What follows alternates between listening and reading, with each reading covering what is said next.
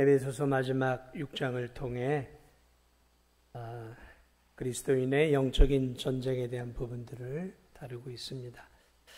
이 말씀을 준비하다 보니까 생각보다 이 말씀이 오늘을 사는 우리에게 너무나도 중요한 말씀이라는 것들을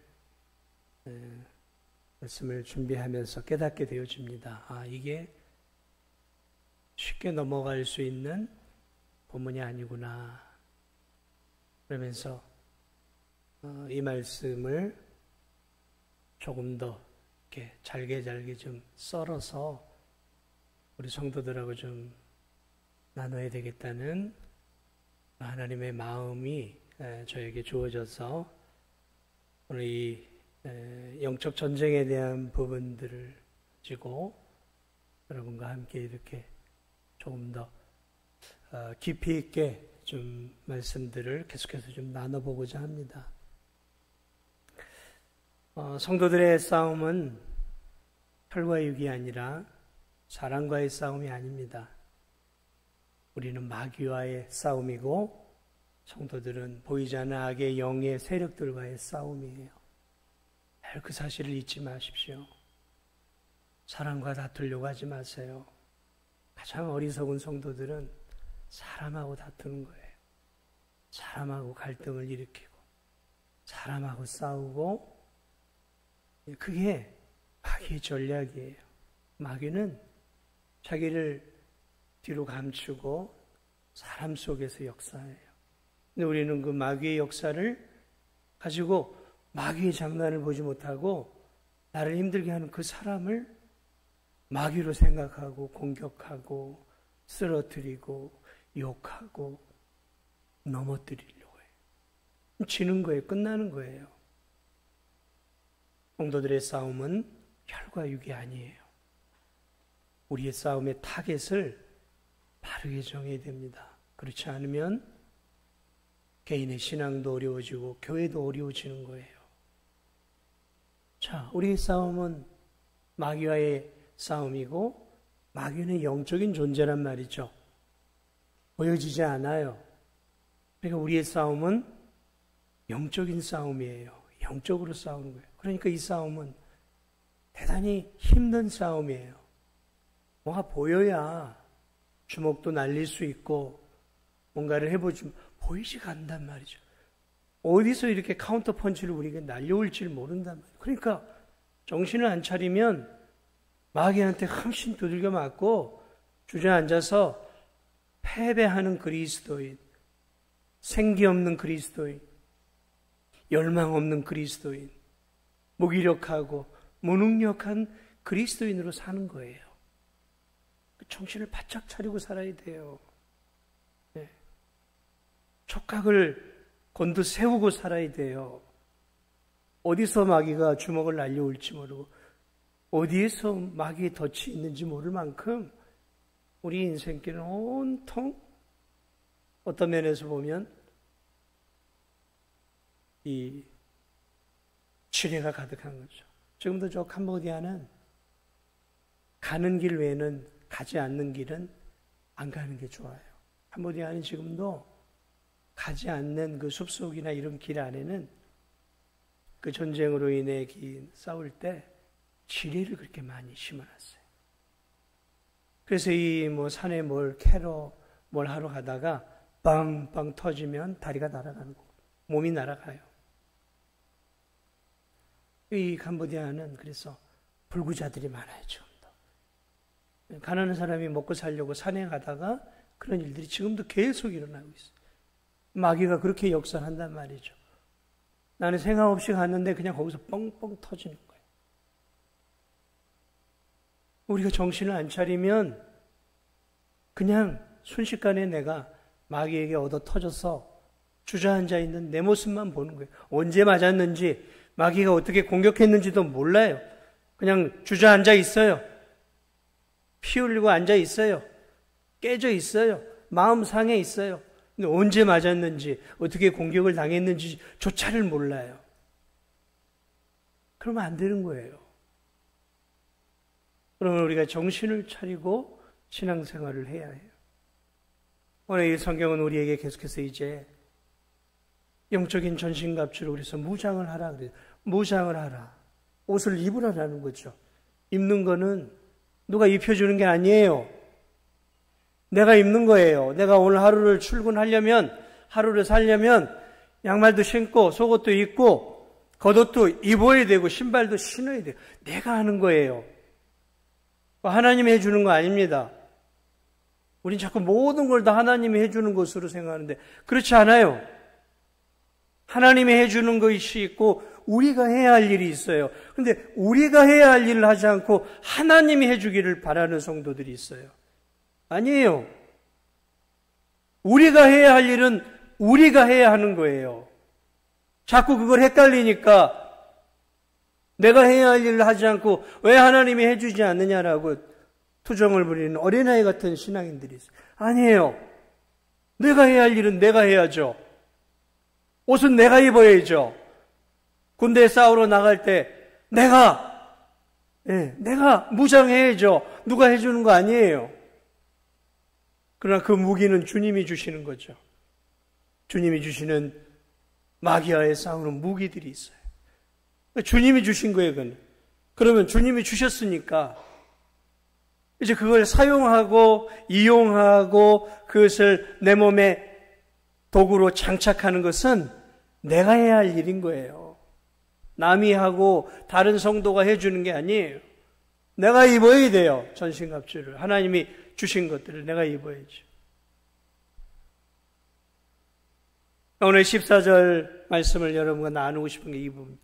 자, 그런즉 서서 진리로 너희 허리띠를 띠라.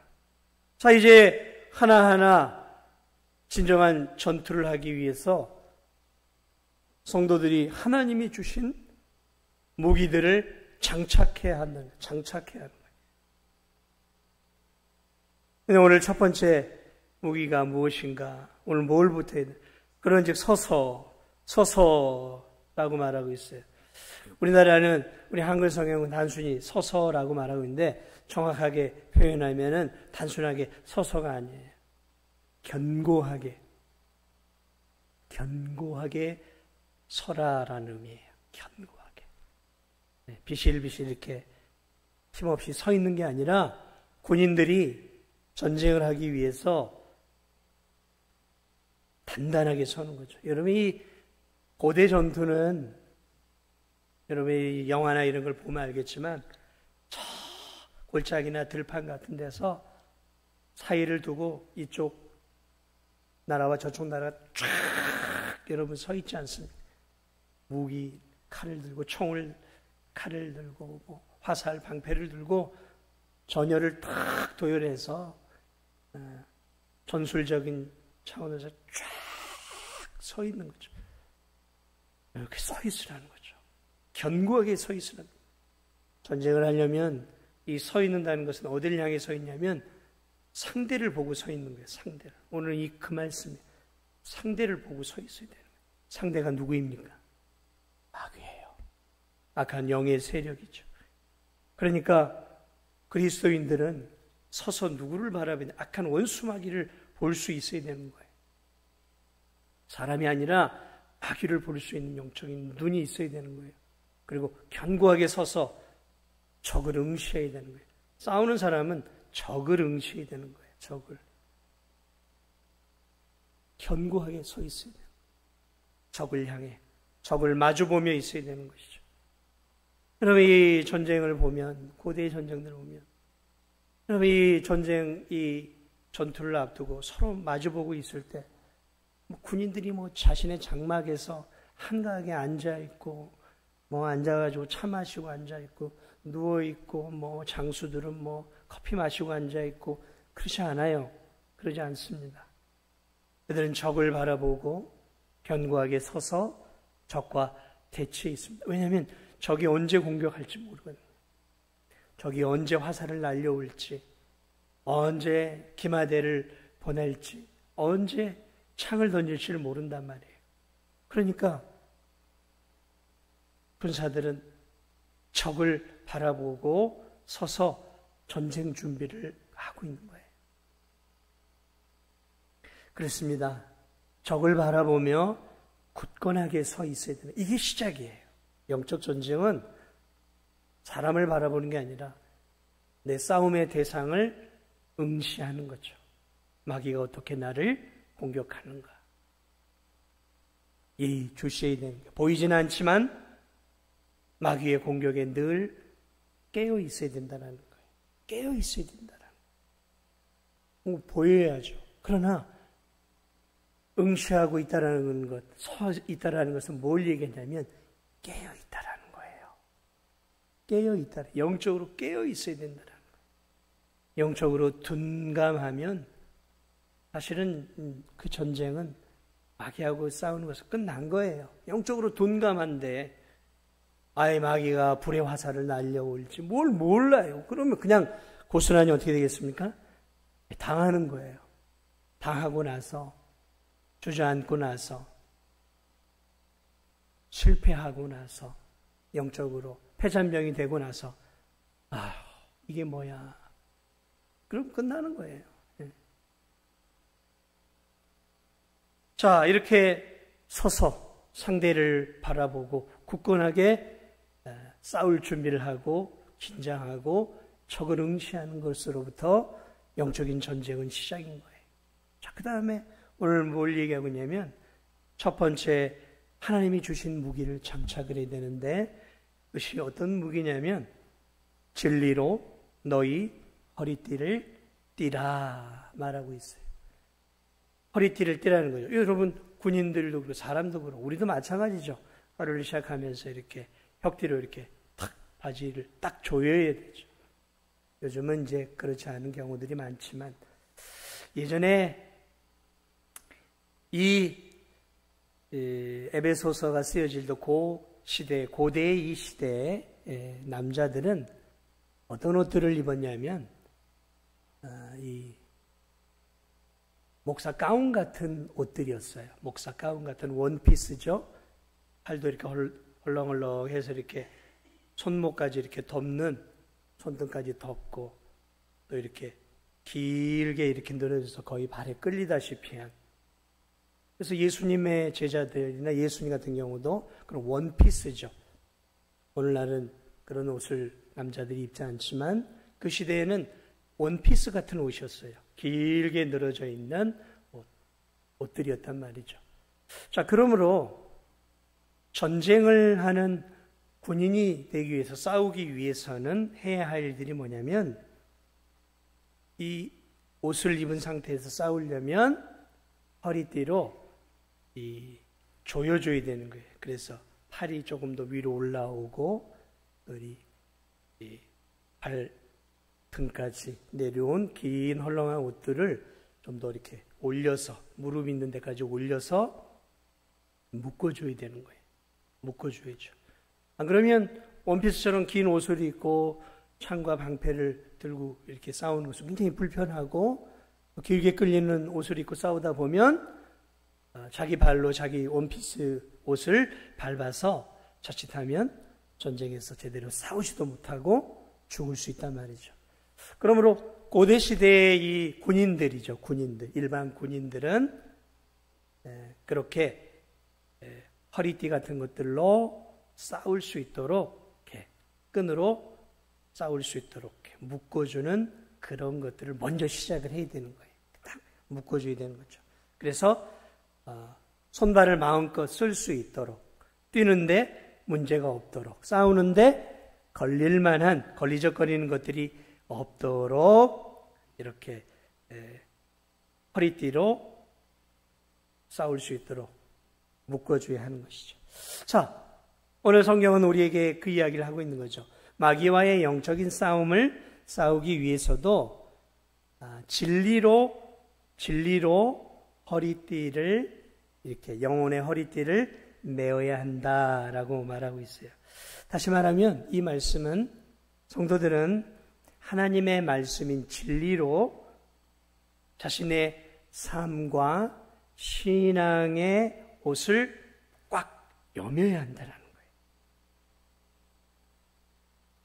여러분, 우리가 사는 이 세상은 마귀의 거짓, 마귀의 계획에 마귀의 유혹으로 여러분 오늘 이 세상은 가득한 세상이에요. 그러니까 이 마귀는 생각을 통해서 사람들을 유혹하고 속이죠. 무엇으로 속일까요? 철학이죠. 철학. 사상, 이념, 이 생각이죠.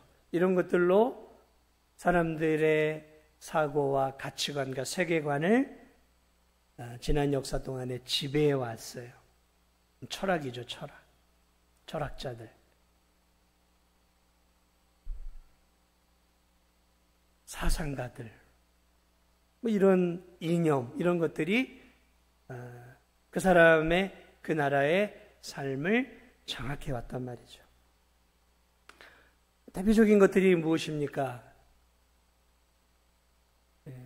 무신론이죠. 무신론. 신이 어디 있느냐라는 거죠. 무신론. 신이 어디 있느냐? 이성으로 증명할 수 있겠느냐?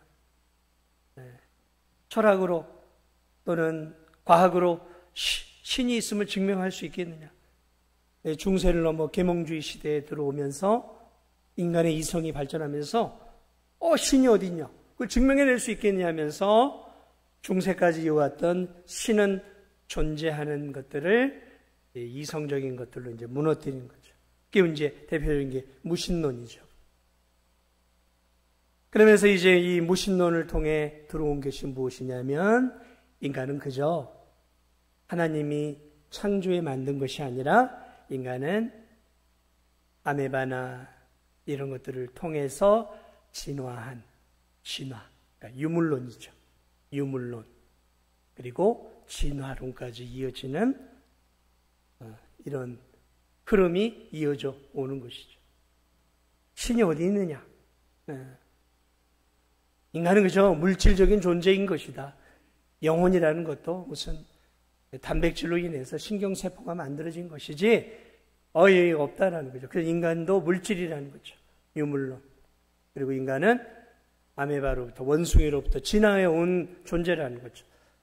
그래서 거기서 한 단계 더 올라가는 게 무엇이냐면 이제 공산주의, 사회주의가 나온 거죠. 공산주의. 결국 인간은 물질이다. 그러니까 뭐 스탈린이나 마오쩌둥이 자기 나라 민족 수천만 명을 죽여도 죄의식을 갖지 않아요. 왜요? 인간은 물질이거든요. 동물하고 차이가 없어요. 그러니까 한 영혼을, 하나님의 존재 같은 영혼을 죽인 게 아니라 그저 짐승 한 마리 죽인 거하고 똑같아요. 공산주의 사회에서. 그래서 북한에서는 사람 죽이는 게 일이 아니잖아요. 왜? 짐승 하나 죽이는 거하고 똑같아요. 왜? 물질이니까. 유물론이니까. 그게 공산주의란 말이죠. 많이 죽여도 괜찮아요. 왜냐면 물질에서 온 거니까. 개나 돼지나 인간이나 다 똑같이 출발해 와서 좀 달라진 것뿐이란 말이죠. 그래서 이 공산주의는 말 그대로 하나님을 인정하지 않아요. 그래서 공산주의는 가장 미워하는 게 기독교고 그리스도인이죠. 지금도 지하에 숨어있던 그리스도인들이 드러나고 성경을 가지고 있는 게 발각되면 곡사포로 죽입니다. 지금도 북한은 성경을 가진 사람이 발각되면 곡사포로 죽이거나 아니면 진짜로 탄광해서 일하다 죽도록 만듭니다. 지금도 그런 일이 일어나고 있어요.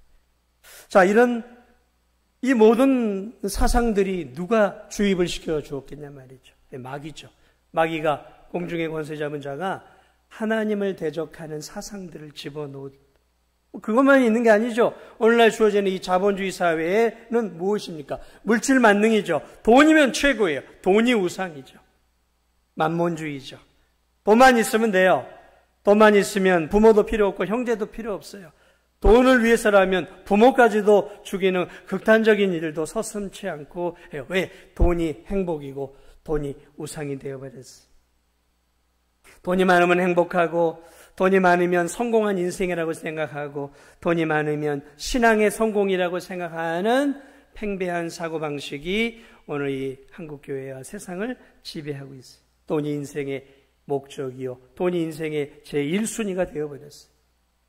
그래서 신앙이 뒷전인 성도들도 많아요. 자신의 욕망과 쾌락을 인생의 제1순위로 삼는 사람들도 점점 늘어나고 있어요. 한 번밖에 살지 못하는 이 인생, 그저 우리 즐기고나 살자, 누리고나 살자. 그러면서 원하는 대로 살아요. 네가 생각하는 게 옳은 거야. 네가 생각하는 것도 옳은 거야. 네가 행동하는 건 옳은 거야. 네가 생각하는 것도 옳은 거야. 그러면서 서로를 존중해 줍니다. 서로를 존중해 줘. 야, 세상에 절대적인 가치 기준이 어디 있어? 네가 생각해서 옳으면 그게 옳은 거고, 내가 생각해서 옳으면 그게 옳은 거야. 그러니까 너는 너대로 그렇게 사는 게 진리의 삶이고, 나는 나대로 이렇게 사는 게 진리야. 느낌대로 살아. 그게 인생이야. 그런 것들이 신앙 안에도 들어와서, 그래, 네 종교도 맞고 내 종교도 맞아. 여기도 진리가 있고 여기도 진리가 있고 다 진리야. 그러니까 우리 다 수용하자. 이런 것들이 오늘 이 세상 속에 욕망 속에 퍼져 있어요. 그래서 동성애를 해도 아유 그래 그건 네 삶이고 네가 옳은 거니까 동성애 너한테는 옳은 거니 나한테는 맞지 않아도 네가 옳으면 옳은 거야. 그래 넌 네 삶. 동성애도 옳고 뭐 폭력적인 삶도 옳고 난잡하게 성적인 관계를 사는 것도 네가 옳다고 생각하면 옳은 거라는 거죠. 절대적인 진리가 깨져버린 사회가 되었어요. 그래서 세상 속에서 이게 옳다라고 말하는 것들을 요즘은 그렇게 자기의 것을 주장하면 꼰대라는 소리를 들어요. 예전엔 사회 안에 절대 진리와 절대 윤리가 존재했어요. 이렇게 하면 안 되는 거고 이렇게 하면 잘못된 거라는 것들이 있었어요. 그런데 그런 것들이 지금은 다 깨졌어요. 다 깨졌어요. 기본적인 상식도 깨졌고 기본적인 윤리도 깨지고 도덕도 깨졌어요. 그게 동성애예요. 동성애. 예를 들면 그런 거죠. 여러분 이런 것들이 공중에 권세 잡은 자가 지금 역사하고 있는 거예요. 그러니까 우리는 그저 동성애인 사람을 향해 비난의 화살만을 할 수가 없는 거예요. 그 사람의 행위 자체가 잘못된 것이지만 오늘 이 세상이 왜곡되고 그릇된 가치관을 심어줌으로 마귀가 그렇게 역사해 감으로 세상을 자기 쪽으로 하나님의 진리의 말씀과 벗어나게 지금 만들고 있단 말이죠. 그런 것들을 우리가 보지 않고 단편적으로 동성애하는 저놈은 죽일 놈이 그러면 안 된다는 거죠. 그것이 죄악인 것은 사실이지만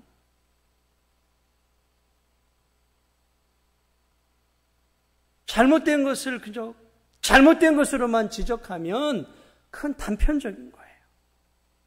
그 안에 거대한 지금 마귀의 역사가 지금 이 세상 속에서 사람들의 생각과 가치관과 세계관과 윤리관을 몽땅 완전히 헤집어 버렸어요. 헤집어 버렸어요.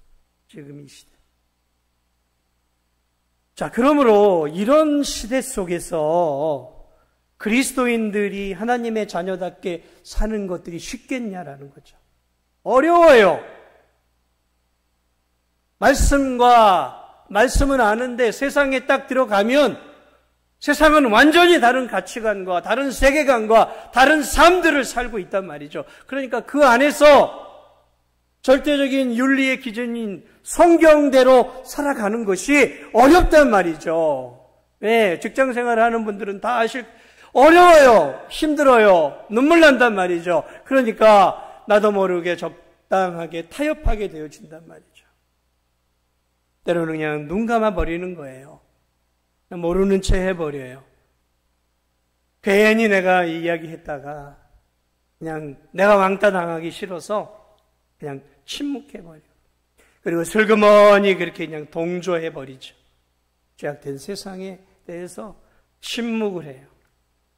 네, 여러분, 침묵도 죄예요. 부끄러운 얘기지만 침묵도 죄입니다. 자, 그러므로 그리스도인이 이 세상 속에서 살다 보면 자연스럽게 이 사고방식이 세속적이 되어져 가는 거예요. 나도 모르게 세상 사람들 따라 세속적으로 생각하게 되고 이 마음도 세상 속에서 살다 보면 때로는 더러워지고 나쁜 생각도 하고 음란한 생각도 하고 내 마음도 더러워져 가는 거죠. 그리고 그렇게 세상 사람처럼 욕망과 탐욕을 따라 살고 싶은 마음이 이게 올라오고 또 그런 마음을 따라 우리의 삶이 그렇게 살아가기 시작한단 말이죠.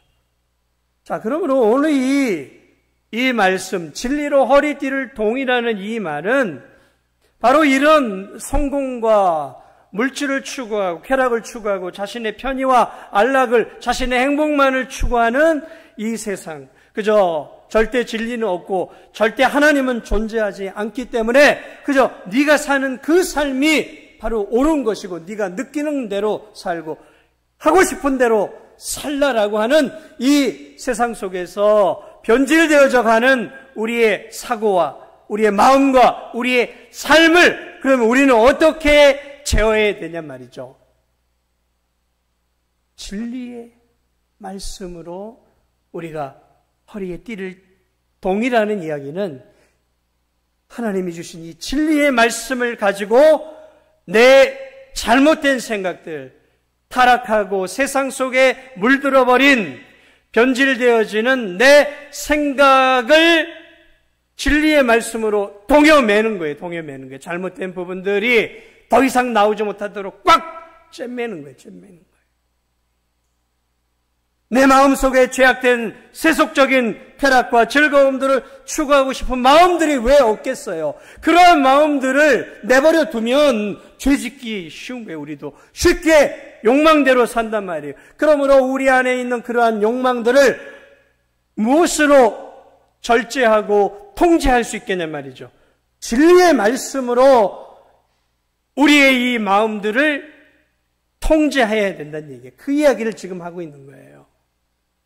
진리의 말씀으로 우리가 알고 있는 하나님의 진리의 말씀을 통해서 내 죄악된 내 안에 솟구치는 정욕과 탐욕과 이기심과 내 욕망과 내 자기 중심성, 돈을 사랑하는 그러한 마음들을 진리의 하나님의 말씀으로 제어하는 거예요. 묶어야 되는 거예요.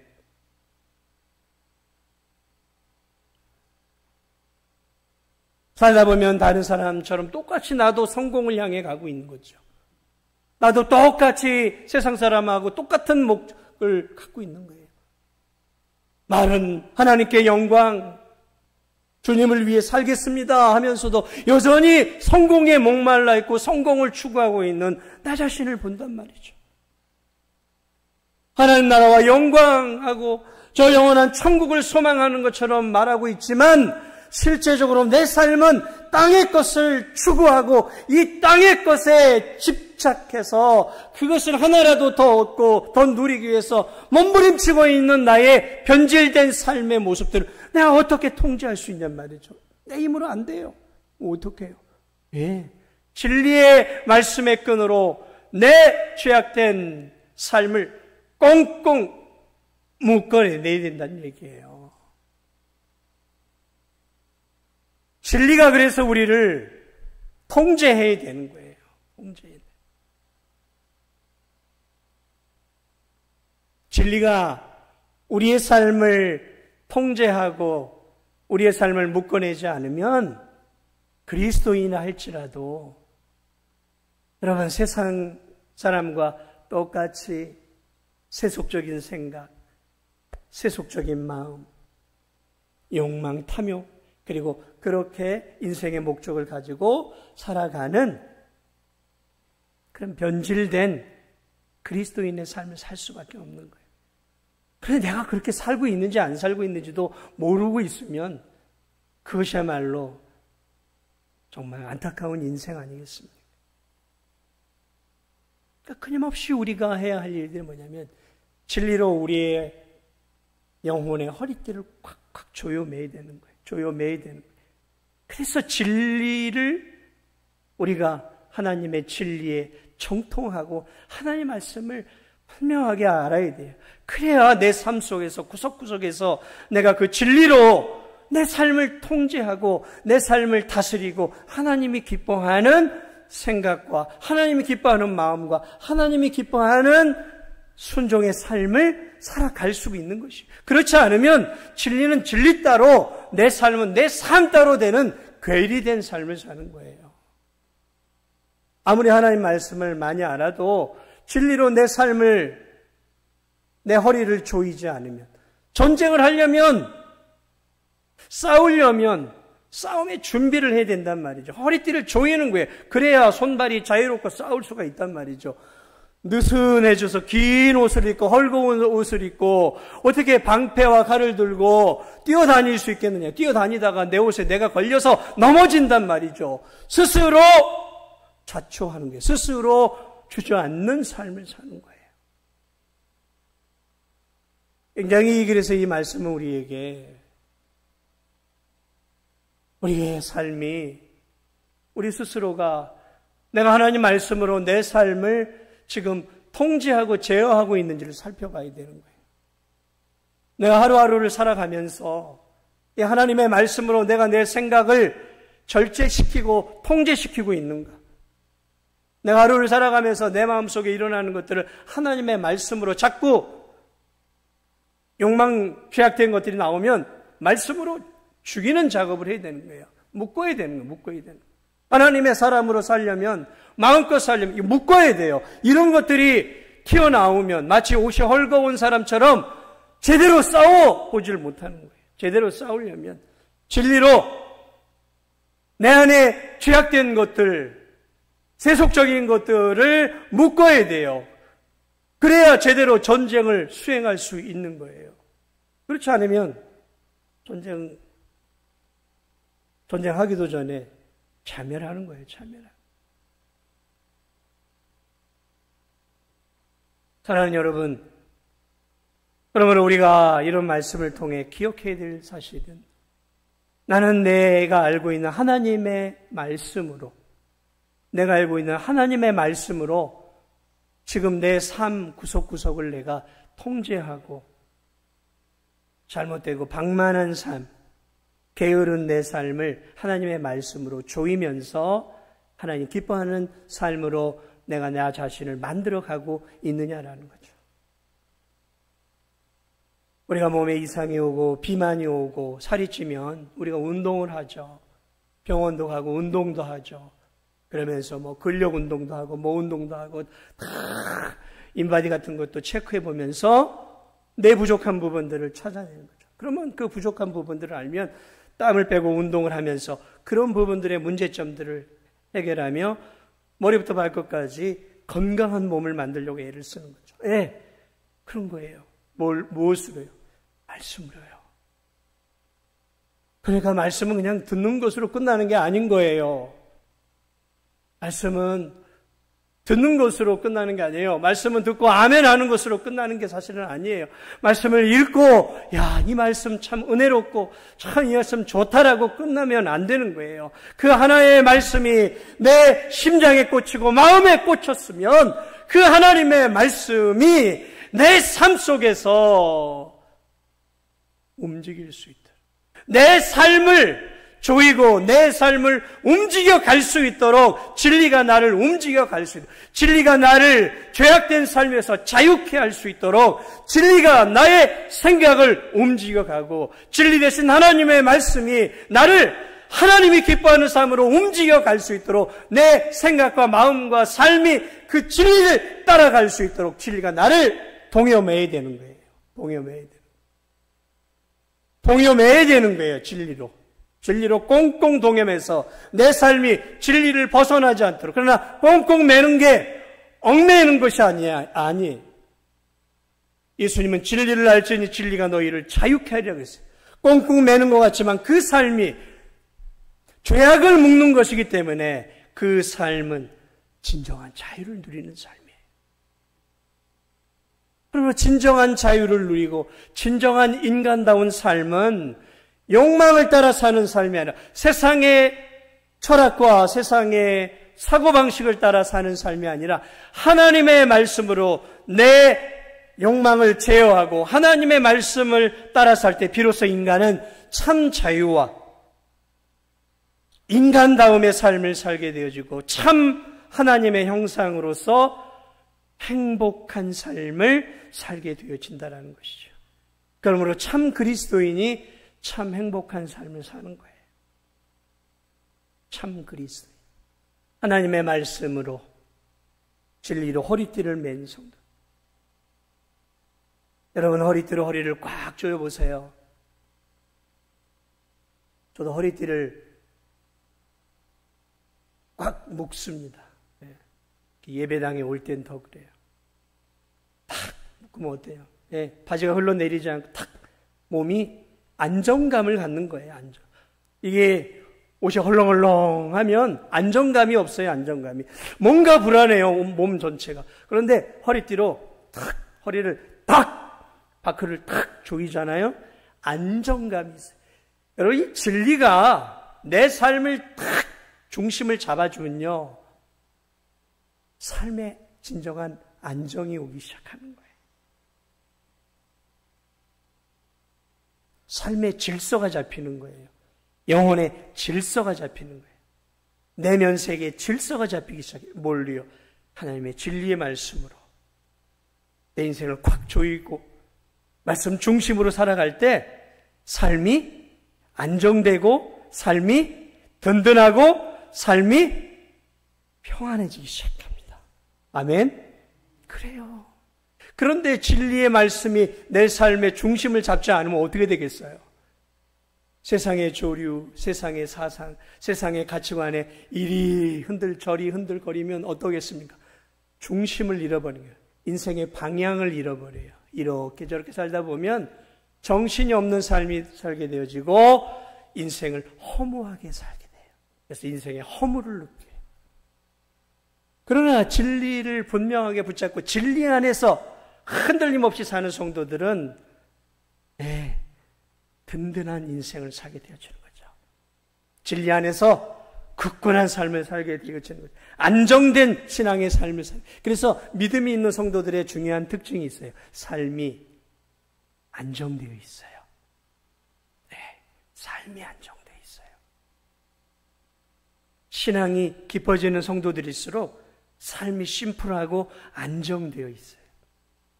그런데 믿음이 약할수록 삶이 흔들려요. 이리 흔들 저리 흔들 복잡해요. 인생에 뭔 어려움들이 그렇게 많은지 몰라요. 그런데 예수님을 믿고 진리 안에서 살려고 하는 성도들을 보면 안정돼 보여요. 얼굴에 어떤 환경 속에서도 얼굴에 큰 수심이 없어요. 늘 주 안에서 평안한 모습, 큰 흔들림이 없는 단정한 모습이죠. 안정된 모습. 그렇지 않던가요? 여러분 가만히 보세요. 여러분 보시기에 참 믿음이 좋다 라고 생각되는 분들을 유심히 보세요. 말씀 안에서 말씀대로 살아가려고 애쓰는 성도들을 보세요. 그가 부자든 가난한 분이든 많이 배우든 못 배우든 그런 걸 떠나서 삶이 얼굴이 안정되어 있어요. 말씀을 마무리합니다. 여러분의 삶은 흔들리고 있습니까? 진리가 여러분을 붙잡고 있습니까? 진리의 말씀이 여러분의 생각과 마음과 삶을 주도적으로 붙잡고 있습니까? 그래서 진리에 의해서 움직여가고 있습니까? 아니면 세상에 흔들리는 세상의 사조와 가치관과 세상 사람들에 의해서 내 삶의 목표와 내 삶의 방향성과 내 살아가는 삶의 패턴이 이리 갔다 요리 갔다 왔다 갔다 왔다리 갔다리 그러면서 정신없이 사는 그런 정신사나운 삶입니까? 그리스도인은 정신사납지 않아요. 참된 그리스도인은 정신사납지 않습니다. 죽음이 찾아와도 정신사납지 않아요. 흔들리지 않아요.